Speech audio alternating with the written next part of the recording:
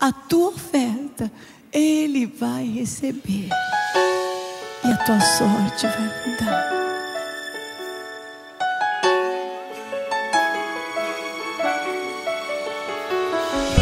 Não adianta querer ficar falando, explicando para quem não quer entender. Seja o que você é, um adorador. Derrame isso no altar de Deus.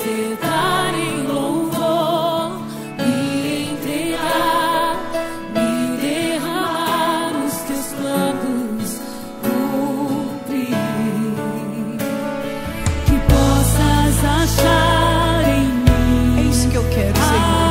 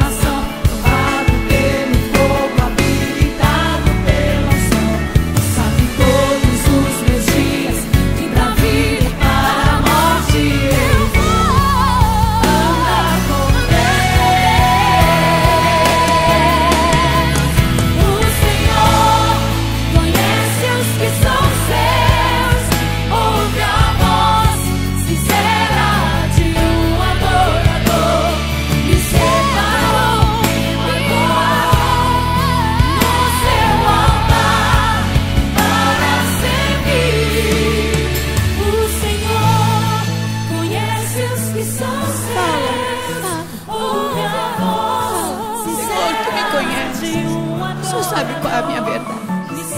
Tu sabes o que é a verdade e o que é a mentira, Senhor.